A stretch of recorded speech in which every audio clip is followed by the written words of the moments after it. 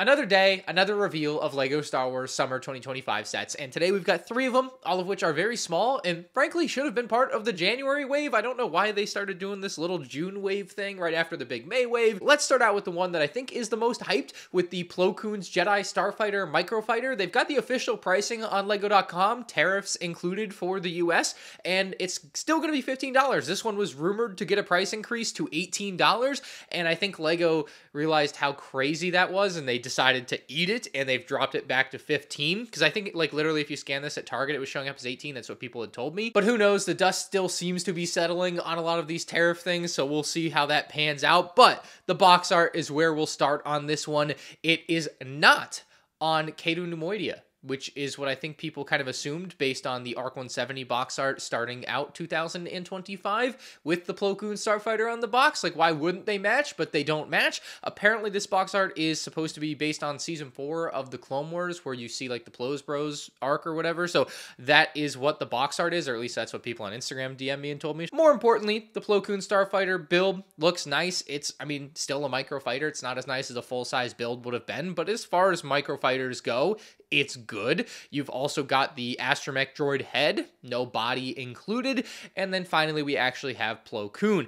And just from the renders that we originally saw, I wasn't sure, but this thing is really good. Yeah, this Plo Koon is going to be fantastic here. It does seem to be a really good upgrade on the classic figure. And I think this particular physical picture really sells it to me. Like, it looks really good. And I think it's going to be a much stronger headpiece than the previous ones. I think we're seeing a real improvement here on Plo Koon. I just wish we got the full-size Starfighter, but definitely a good microfighter outside of the price as far as microfighters go. We're also getting a pretty good mech here. Again, as far as mechs go, I'd still rather not have LEGO Star Wars mechs, I guess, but the Darth Maul mech coming in at $18 for 143 pieces. $18. This is the tariff included price, though. It was supposed to be $16, so you can give them a little leniency there, I guess. But this one does look very nice. It's Darth Maul's mech. Got that black and red color scheme you'd want. You've got the printed design in the chest area. I also love that they included one of his probe droids. I think that might be my favorite aspect of the set. I just think it's kind of cool.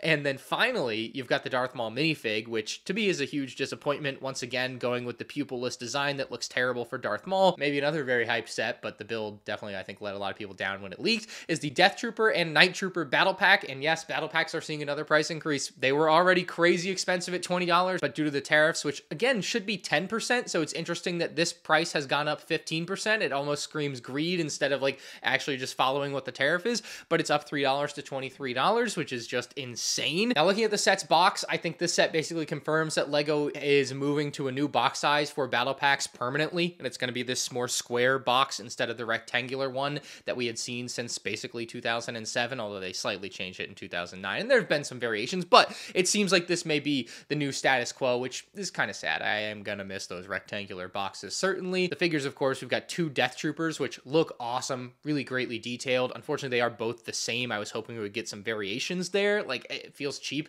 to not have a variation of each figure, but also it's kind of normal for battle packs to operate that way. But then again, that's like, you know, clone troopers and things that make sense, and the Death Troopers all seem to be unique within the Ahsoka universe, so it would have been cool to get a different one. Especially I wanted one with a helmet mold where it was missing part of the mouth area. I just think that's so cool. I really wish they had done that. Then we've got a couple of Night Troopers, one of which uses an all gray helmet, and then the other one is the same as the Duel on Peridia set, which is unfortunate because it should have been Enoch in the Peridia set and then just this Night Trooper here, and it wouldn't be a problem that we're reusing the same Night Trooper and being too cheap to make an Enoch. But no Enoch. I assume he'll come when the movie comes next year, the year after, whenever the next season of Ahsoka is. At some point, we'll get a Captain Enoch or Enoch. I know I'm saying it wrong one way or the other, but unfortunately, that point was not now or last summer when it really should have been. It really makes no sense. It was just LEGO being cheap, and I think they were trying to hold out on that figure to make, I assume, people spend a lot of money on a Thrawn Star Destroyer in the next couple of years. So, yeah, a bit disappointing. The build on this one also, you know, it's an okay battle pack build, but it was originally described as like an Imperial Police gunship build, and I just thought it would bear a closer resemblance to that. A nice battle pack, certainly. I don't think it's a bad battle pack.